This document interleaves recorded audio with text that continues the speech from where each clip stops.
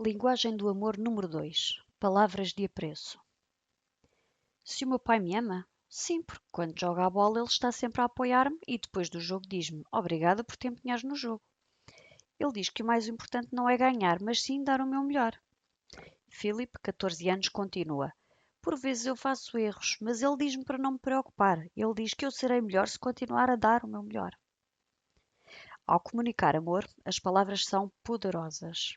Palavras de afeto e de ternura, palavras de elogio e de encorajamento, palavras que dão uma orientação positiva. Todas elas dizem: eu preocupo-me contigo. Tais palavras são como uma chuva suave e quente que nos cai na alma. Elas dão à criança um sentimento interior de valor e de segurança. Apesar de tais palavras serem rapidamente proferidas, elas não são rapidamente esquecidas. Uma criança colhe os benefícios das palavras de apreço para toda a vida. Inversamente, palavras acutilantes, faladas num momento de frustração passageira, podem magoar a autoestima de uma criança e lançar dúvidas sobre as suas capacidades. As crianças pensam que nós acreditamos profundamente em tudo o que dizemos. O velho provérbio hebreu não exagerou a realidade. A morte e a vida estão à mercê da língua. A segunda linguagem do amor é palavras de apreço. Algumas crianças obtêm o seu maior sentimento de amor de expressões que lhes conferem apreço. Tais expressões não precisam de ser palavras como eu amo-te, tal como veremos adiante. Palavras de afeto e de ternura. Muito antes de serem capazes de entender o significado das palavras, as crianças recebem mensagens emocionais. O tom da voz, a suavidade da disposição, o ambiente de cuidados, todos eles comunicam calor e amor emocional. Todos os pais falam com os seus bebés e aquilo que os bebés compreendem é a expressão do rosto e os sons afetuosos combinados com a proximidade física. Uma vez que as crianças mais pequenas vão crescendo gradualmente na sua capacidade de usar palavras e conceitos, elas nem sempre sabem o que querem dizer com as palavras, mesmo quando dizemos amo-te. O amor é um conceito abstrato. Elas não são capazes de ver o amor da mesma forma que veem um brinquedo ou um livro. Considerando que as crianças tendem a pensar de uma forma concreta, temos de as ajudar a entender o que queremos dizer quando exprimimos o nosso amor. As palavras eu amo-te assumem um significado maior quando a criança é capaz de as associar aos seus sentimentos afetuosos para com ela, e com frequência isto significa proximidade física. Por exemplo, quando está a ler para uma criança antes da hora de dormir, segurar o seu pequenito nos braços no momento em que os sentimentos da criança são quentes e amorosos, pode dizer suavemente: adoro-te, meu querido ou querida. A partir do momento em que o seu filho começa a compreender o significado do seu amo-te, então poderá usar estas palavras em formas e momentos diferentes para que estas passem a relacionar-se com os acontecimentos normais, tal como dizer a uma criança para ir brincar ou mandá-la para a escola. Do mesmo modo, pode combinar as suas palavras de amor com elogios genuínos sobre algo acerca do seu filho. Alice, agora mãe de 2, diz: lembro-me de como a minha mãe costumava falar do meu lindo cabelo ruivo. Os seus comentários positivos enquanto penteava o meu cabelo antes de eu ir para a escola têm sido uma parte constante da minha autoperceção. Anos mais tarde, quando me apercebi que nós, ruivos, somos uma minoria, nunca tive sentimentos negativos acerca do meu cabelo. Tenho a certeza de que os comentários da minha mãe, cheios de amor, tiveram muito a ver com isso. Palavras de elogio. Elogio e o afeto são muitas vezes combinados em mensagens que passamos ao nosso filho. Há que fazer a distinção. Afeto e amor significam demonstrar apreço pela simples essência da criança, pelas características e capacidades que fazem parte do todo. Por contraste, fazemos elogios ao que a criança faz, seja realizações, comportamento ou atitudes conscientes. Os elogios, da forma que os usamos aqui, são para algo sobre o qual a criança detém algum nível de controlo. Uma vez que queremos que os elogios tenham significado genuíno para os seus filhos, o leitor tem de ter o cuidado com o que diz. Se recorre frequentemente aos elogios, as suas palavras terão um efeito pouco positivo. Por exemplo, pode dizer algo como: tu és uma boa menina. Estas são palavras maravilhosas, mas tem de as usar com sabedoria. É mais eficaz dizê-las quando a criança faz algo que a faz sentir bem e por isso espera um cumprimento. E isto é especialmente verdade com elogios como grande defesa, quando se tratou apenas de apanhar a bola. As crianças sabem quando os elogios são dados por razões justificadas e quando são dados simplesmente para as fazer sentir-se melhor, e podem interpretar a última hipótese como sendo a verdadeira. Os elogios frequentes ao acaso são perigosos por outra razão. Algumas crianças habituam-se de tal forma a este tipo de elogio que partem do pressuposto de que é natural e, por isso, passam a contar com ele. Quando dão por si em situações em que tais elogios não são recebidos, elas partem do pressuposto de que algo está errado com elas e ficam ansiosas. Quando elas se deparam com outras crianças que não recebem, ficam a pensar por que razão sentem uma tão grande necessidade de serem elogiadas. Naturalmente que queremos elogiar as crianças com quem nos preocupamos, mas também queremos certificar-nos de que os elogios são verdadeiros e justificados. Caso contrário, elas podem entendê-los como lisonjas, o que podem relacionar como mentira. Palavras de encorajamento. A palavra encorajar significa incutir coragem. Nós procuramos dar às crianças a coragem para tentarem ir mais longe. A uma criança ainda pequena, quase qualquer experiência é uma novidade. Aprender a andar, a falar, a andar de bicicleta requer uma coragem constante. Por palavras nossas, ou encorajamos ou desencorajamos os esforços de uma criança. Terapeutas da fala afirmam que as crianças aprendem a falar através da imitação dos adultos, mas que tal processo é melhorado se os adultos não só pronunciarem as palavras com clareza, como também encorajarem verbalmente as tentativas da criança para as pronunciar corretamente. Afirmações tais como está quase, estás perto, sim, boa, isso mesmo, motivam a criança não só a aprender as palavras em uso, mas também a desenvolver vocabulário futuro. O mesmo princípio se aplica à aprendizagem de aptidões sociais por parte da criança. Eu vi-te partilhares o barro com Mary. Gostei disso. A vida é muito mais fácil quando partilhamos. Palavras como estas dão à criança essa motivação interior acrescida para ir contra o que pode ser um desejo natural de acumular tudo dentro de si. Ou então pense num progenitor que diz ao seu filho do 6º ano: Jason, notei que esta noite, depois do jogo, estavas a prestar muita atenção ao Scott quando ele falava das suas emoções. Fiquei tão orgulhoso de ti por lhe dares toda a atenção, apesar de os outros te darem palmadas nas costas de felicitação ao passarem por ti. Escutar as pessoas é uma das maiores dádivas que lhes podes dar. Este pai está a incutir em Jason a coragem para desenvolver a arte de escutar, uma das artes mais importantes na área das relações humanas. Nunca desvalorize o poder das palavras de encorajamento dirigidas a uma criança. Talvez o leitor tenha dificuldade em utilizar palavras de encorajamento. Mantenha presente na sua mente que um dos aspectos de se sentir corajoso é sentir-se fisicamente bem. A exuberância e a vitalidade requerem energia. Isto significa que, na qualidade de pais, precisamos de estar na nossa melhor forma física, mental, emocional e espiritual.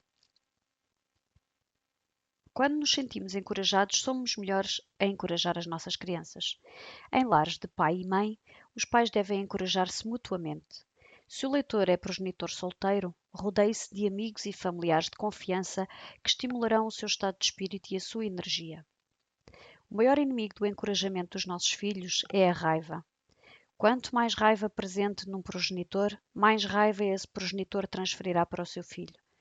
O resultado será crianças que são simultaneamente anti-autoridade e anti-pais.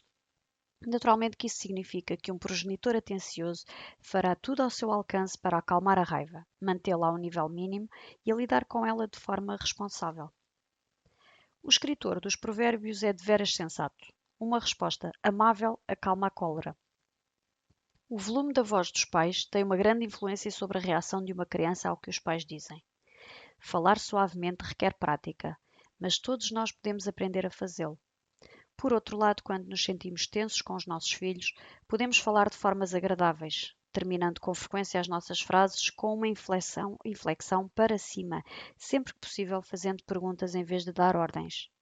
Por exemplo, Qual destas afirmações melhor motivará uma criança ou um adolescente? Vai já despejar o lixo? Ou importas-te de despejar o lixo, se fazes favor? Ser agradável e diminuir a raiva compensará vezes sem conta. Quando tentamos encorajar os nossos filhos de determinada maneira, é mais provável que eles respondam favoravelmente e não rejeitarem as nossas sugestões. Há alguns anos, a Reader's Digest publicou a história de uma fantástica professora de matemática do segundo ciclo. Certa sexta-feira à tarde, ela pediu aos alunos de St. Mary's School, em Morris, Minnesota, para fazerem uma lista dos nomes de todos os outros estudantes da turma, deixando um espaço entre eles. Depois, pediu-lhes que pensassem na coisa mais agradável que poderiam dizer sobre cada um dos colegas e que escrevessem. No fim da aula, recolheu as folhas e, durante o fim de semana, escreveu o nome de cada um dos seus alunos numa folha de papel, elaborando uma lista do que todos haviam dito sobre essa pessoa. Na segunda-feira seguinte, ela deu a cada aluno ou aluna a sua lista. À medida que começaram a ler, começaram a sussurrar uns para os outros. Eu nunca pensei que isso tivesse algum significado para alguém. Ou eu não sabia que havia pessoas que gostavam tanto de mim. As listas nunca foram discutidas em aula, mas a professora sabia que o exercício tinha sido um sucesso porque deu aos seus alunos um sentimento de veras positivo acerca deles próprios. Alguns anos mais tarde, um desses alunos, Mark Eklund, foi morto no Vietnã. Depois de o seu corpo ser enviado para o Minnesota, a maioria dos seus colegas de turma, juntamente com a professora de matemática, estiveram presentes no funeral. No almoço, depois do seu serviço fúnebre, o pai do jovem disse à professora: Quero mostrar-lhe uma coisa. E tirou uma carteira do bolso.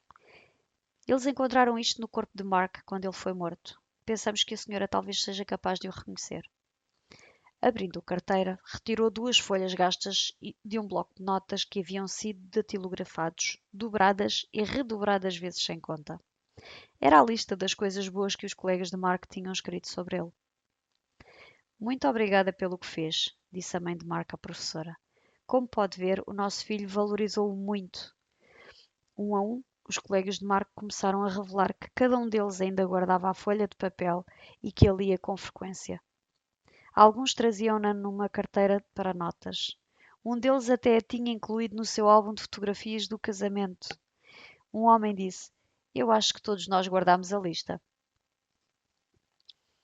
Palavras de orientação. Palavras de encorajamento são mais eficazes quando se concentram num esforço específico que o seu filho tenha feito. O objetivo é apanhar o seu filho a fazer algo de bom e depois elogiá-lo por isso. Sim, isto implica um esforço maior do que apanhá-lo a fazer algo de errado e depois repreendê-lo por isso, mas o resultado final merece o esforço. Uma orientação que guia o seu filho no seu desenvolvimento moral e ético. As crianças precisam de orientação. Elas aprendem a falar sendo expostas a uma determinada linguagem. Elas aprendem a comportar-se vivendo num determinado tipo de sociedade. Na maioria das culturas, os pais detêm a responsabilidade primordial pela socialização dos filhos. Isto envolve não só o que se deve e não deve fazer socialmente, mas também o seu desenvolvimento ético e moral. Todas as crianças são orientadas por alguém. Se, enquanto pais, não são os seus principais orientadores, então outras influências e outros indivíduos assumem esse papel. A escola, a televisão, outros adultos ou outras crianças que recebem orientações de outras pessoas. Coloca-se esta pergunta: os meus filhos estão a receber uma orientação positiva e cheia de amor? Uma orientação com amor tem sempre em mente o melhor para a criança. O seu objetivo não é fazer com que os pais ou outros adultos fiquem bem vistos. O seu objetivo é ajudar a criança a desenvolver as qualidades que melhor lhe servirão no futuro. O quarto tipo de palavras de apreço oferece ao seu filho orientação para o futuro. É um elemento poderoso da segunda linguagem do amor. Com demasiada frequência, os pais transmitem a mensagem certa de forma errada. Dizem aos filhos para se manterem longe das drogas, mas os seus modos severos e cruéis conduzem, na verdade, os filhos até às drogas. As palavras de orientação devem ser dadas de forma positiva. Uma mensagem positiva transmitida de forma negativa colherá sempre resultados negativos. Tal como disse uma criança: os meus pais gritam comigo dizendo-me para não gritar. Esperam que eu faça algo que eles não aprenderam a fazer. Não é justo. Outra dificuldade é que muitos pais percepcionam a orientação parental como um exercício de proibição. Não bebas, mas se beberes não conduzes. Não conduzas. Não engravides. Não fumes. Não experimentes drogas. Não ultrapasses o limite de velocidade. Tudo isto são bons avisos, mas dificilmente constituem uma orientação suficiente para o desenvolvimento de uma vida cheia de significado. Pela certa, a proibição faz parte da orientação parental, mas nunca deve ser a parte principal. No relato bíblico do Jardim do Éden, Deus deu a Adão e Eva apenas uma negação. Todas as outras orientações foram positivas. Ele deu-lhes trabalho cheio de significado para preencher as suas vidas com uma atividade produtiva. Muito mais tarde, quando os filhos de Israel vieram para o Sinai, receberam os 10 mandamentos, 5 dos quais são positivos e 5 são negativos. No Sermão da Montanha de Jesus, a sua orientação foi avassaladoramente positiva. As negativas são necessárias, mas apenas enquanto parte da orientação que damos aos nossos filhos. A lei suprema é a lei do amor. Trata-se de uma orientação cheia de amor e positiva, de que os nossos filhos necessitam desesperadamente. Se formos capazes de os guiar através das atividades positivas e cheias de significado, é menos provável que eles sejam presa fácil dos perigos que queremos que eles evitem. Muitos jovens admitem que o seu primeiro envolvimento com drogas aconteceu porque estavam entediados. Os pais que dão palavras de orientação cheias de amor estão a controlar de perto os interesses e capacidades dos seus filhos e a dar um reforço verbal positivo desses mesmos interesses. Desde atividades académicas até simples regras de etiqueta, passando pela complexa arte de relacionamentos pessoais, os pais precisam de exprimir amor emocional na orientação verbal positiva que dão aos seus filhos. Os aspectos negativos da orientação às crianças podem ser verbalizados de uma forma cheia de amor. Gritar dificilmente obterá os efeitos desejados. Nem tampouco uma lista dos defeitos dos amigos do seu filho. É francamente melhor fazer uma abordagem cheia de amor que exprima a preocupação pelos amigos que consomem drogas, lamenta que os amigos dele ou dela tenham feito más opções. O leitor pode mostrar ao seu filho ou filha artigos de acidentes e mortes envolvendo drogas e consumo de álcool e partilhar com eles quão doloroso é para si pensar em tal devastação na vida destes jovens e das suas famílias. Quando o seu filho ouvir da sua boca expressões de amor cheias de preocupação pelos outros jovens, é mais provável que ele se identifique consigo do que se o ouvir a condenar as pessoas por fazerem tais coisas. Quando a principal linguagem do amor do seu filho é palavras de apreço. As palavras eu amo-te deveriam sempre sobressair na realidade ou por implicação. Dizer amo-te, importas-te de fazer isto por mim? Dilui o tema do amor. Dizer amo-te, mas digo-te desde já que... cancela tudo. As palavras amo-te nunca devem ser atenuadas por afirmações condicionais. Isto é verdade para todas as crianças, mas especialmente para aquelas cuja principal linguagem do amor é as palavras. Todd, de 10 anos, parecia um pouco letárgico aos pais, Bill e Mary. Eles haviam tentado todo o tipo de coisas para o interessar mais pela vida, desde desportos a comprarem um cão. E já estavam sem saber mais o que fazer. Com frequência eles queixavam-se a Todd sobre a sua atitude, dizendo-lhe que ele devia estar grato por ter uns pais que se preocupavam com ele e também que ele devia encontrar um interesse que pudesse desenvolver. Eles até ameaçaram levá-lo a um terapeuta, caso não se interessasse mais pela vida. Depois de Bill e Mary assistirem a um seminário sobre as 5 linguagens do amor, ficaram de imediato a pensar se a principal linguagem do amor de Todd não seria palavras de apreço. Eles tomaram então consciência de que esta era a única coisa que eles de facto não lhe tinham dado. Em vez disso, cobriam-no de presentes, abraçavam-no diariamente e dedicavam-lhe também tempo de qualidade e atos de servir. As suas mensagens verbais para Todd eram geralmente cheias de condenação. Desenvolveram então um plano. Bill e Mary começaram a fazer um esforço consciente para dar a Todd palavras de apreço, começando com comentários sobre o que mais gostavam nele. Enquanto se preparavam para a experiência, decidiram que durante um mês iriam concentrar-se em fazer com que as suas palavras transmitissem a mensagem: nós preocupamo-nos contigo, nós amamos-te, nós gostamos de ti. Todd era uma criança fisicamente atraente e por isso começariam por comentar a sua aparência física. Não iriam associar as suas palavras de afirmação a sugestões como, por exemplo, tu és um rapaz forte, devias jogar futebol. Pelo contrário, falariam do seu físico forte e iriam parar por aí.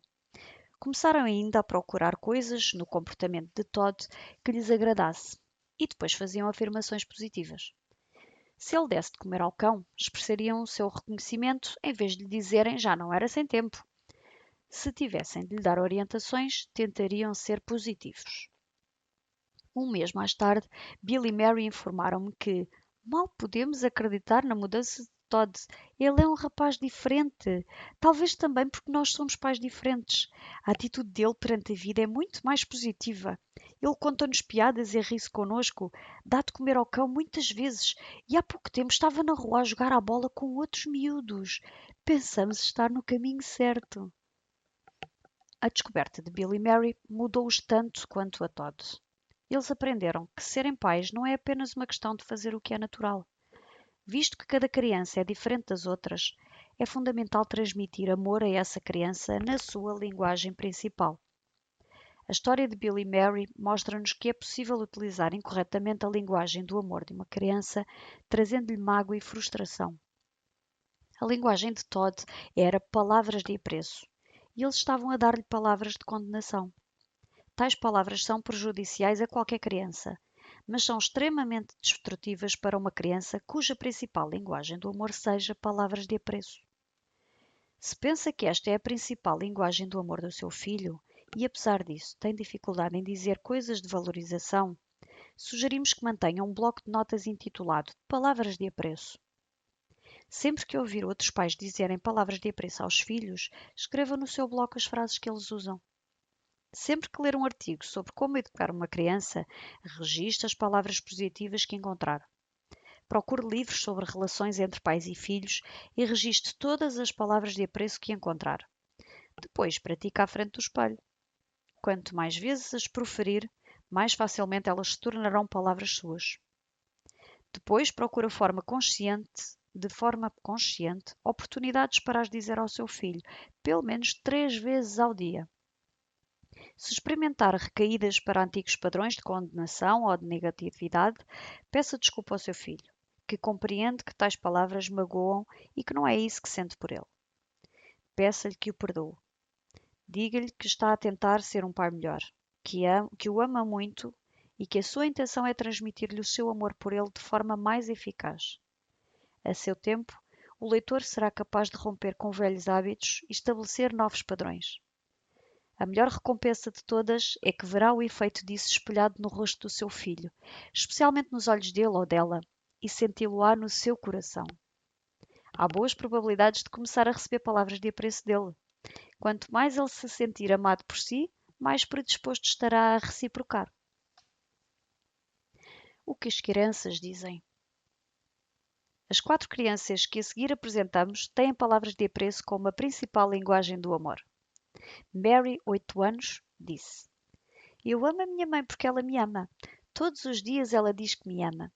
Eu acho que o meu pai também, mas ele nunca me diz. Lisa, 12 anos, partiu um braço este ano. Eu sei que os meus pais me amam porque quando era mais difícil para mim manter-me a par da matéria da escola, eles encorajavam-me. Nunca me obrigaram a fazer os trabalhos de casa quando eu não estava a sentir-me bem e diziam-me que podia fazê-los mais tarde. Eles disseram-me que estavam muito orgulhosos de mim por eu estar a esforçar-me tanto e que sabiam que eu seria capaz de chegar ao fim.